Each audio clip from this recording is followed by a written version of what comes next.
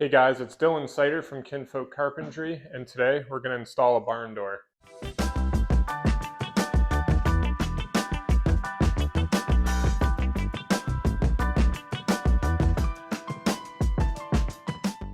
First things first, this is a 5/4 by 6 header, and this is a brand new door opening. But if you're putting a barn door on an existing door opening, all you'd have to do is cut your casing legs off at the 1/4 inch reveal mark and just put a 5/4 by 6 header on top of your casing legs. This header here is basically screwed into studs every 16 inches and screwed into my header above the door so that it's nice and strong, because that is what's actually going to hold my barn door track. I'm not worrying about fastening my track to the studs because this is fastened to the studs with 3-inch screws, so that's never going to go anywhere. The length of this header is double my door width plus 10 inches. That's a good thing to keep in mind. If you're a 32-inch door, you just double it, add 10 inches, and you should be fine. I do that because I want to give a little extra room at the end for my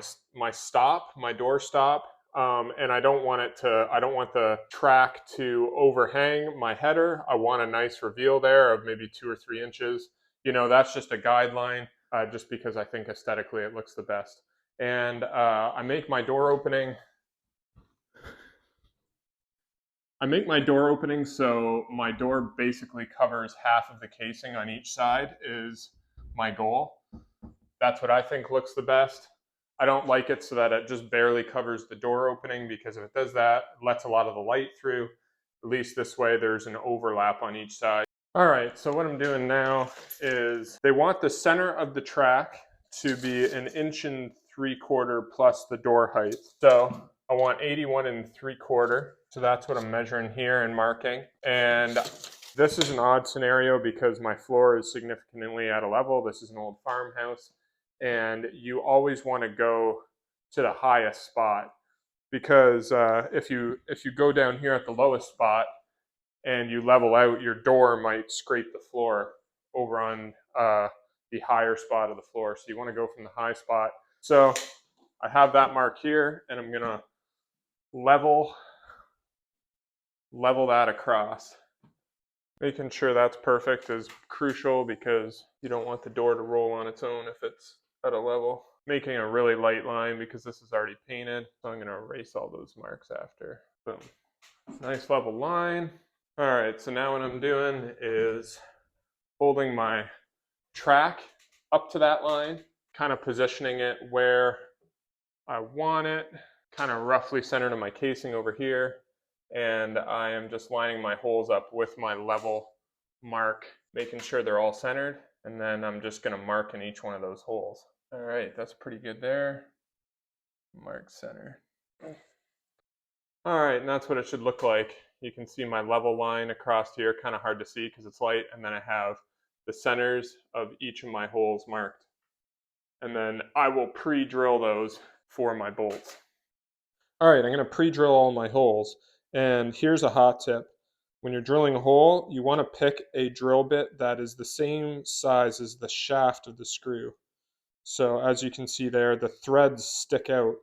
The threads are what grabs the wood and holds the screw in place. So you want those to be gripping into fresh wood, but you don't want to feel that like heavy resistance of trying to make a hole bigger while you're screwing your bolt in. So there's a hot tip, as you can see right there. Boom. Re-drilling my holes on my marks. Trying to keep my drill perfectly kind of square to the piece and level. Boom. All right, now it's time to hang the track. Put my spacers on. I personally like using a ratchet for this. Sometimes with a drill, you can't really tell if if something's going wrong, if it's splitting or if you're over tightening it. Whereas with a ratchet, you can kind of feel how tight it's getting, kind of the resistance it's going to give you. Just like that. Tongue. 2 more to do. There you have it. This is the last one going in. they're a pretty aggressive thread, so you're not like having to turn it 100,000 times. You can just twist it in. You don't want to over tighten it and crank it in there and strip out the screw. There you go. Always give it a little double check with the level. Pretty good.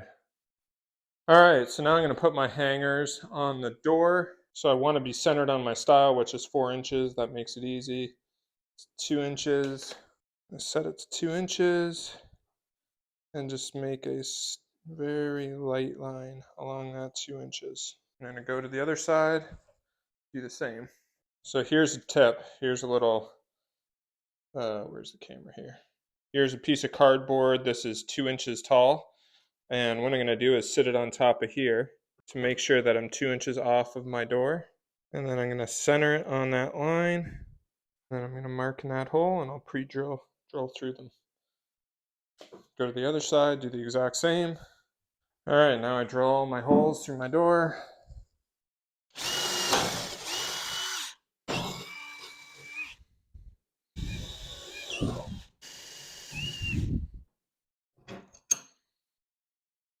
All right, get that all bolted on. That's really good.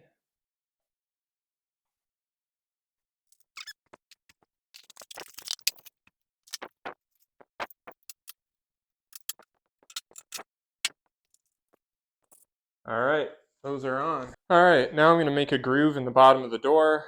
They want a groove that's 3/4 inches deep by 1/4 inch wide in the center of the door. So I'm using my little 4.5 inch circular saw. Someone in the comments when I reviewed this tool told me they call it a turkey saw, so we'll go with that. I'm going to use the turkey saw and cut a nice groove. I'm going to hook it up to use my little vacuum here, just so I don't try to minimize the mess I'm making.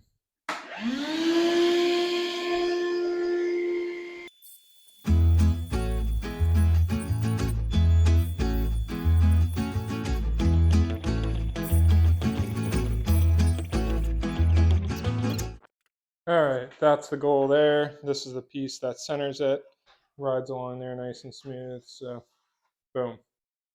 All right, so I was working on getting my hardware set to center the door, and I'm going to show you what I did. This has a huge dip in the floor right here, and you can see that there's only about a 3/8 of a gap, 3/8 of an inch gap at the floor there, and out here it grows significantly. I could get the door a little tighter to the floor if I did drop that, but I want to leave a little bit of a gap there, because if it runs right up tight to the floor at the edge there, it makes that gap look significantly worse. If you have a little bit of a gap to a bigger gap, it's different than like right tight to the floor to a big gap, you know. So I kind of was working within the limitations of the house. This is an old farmhouse, so you're going to get that. This is part of remodeling houses, is you got to kind of work with what you got. So I'm going to show you what I did. I built a block to push this bracket up further so that it will catch the door, and that keeps the door centered. And it'll never actually be seen, because I'm going to set the stops on my track up here so that this is kind of the last position it's going to sit in right here. That's where I set my stop. I set my stop there so that it covers that, and then it'll also, my second stop will be stopped before that is exposed on this end. And that's where I put my door stops on. Okay, so there you have it. That little block will get painted the same as the trim and the door, so that it kind of matches everything. Hits on the stop, kind of exactly where you want it. Everything looks good. The only thing left to do is there's some little stops that get screwed to the top of the door so no one can lift the door off. It's a nice entrance to the master bathroom that is almost complete in itself. Getting there.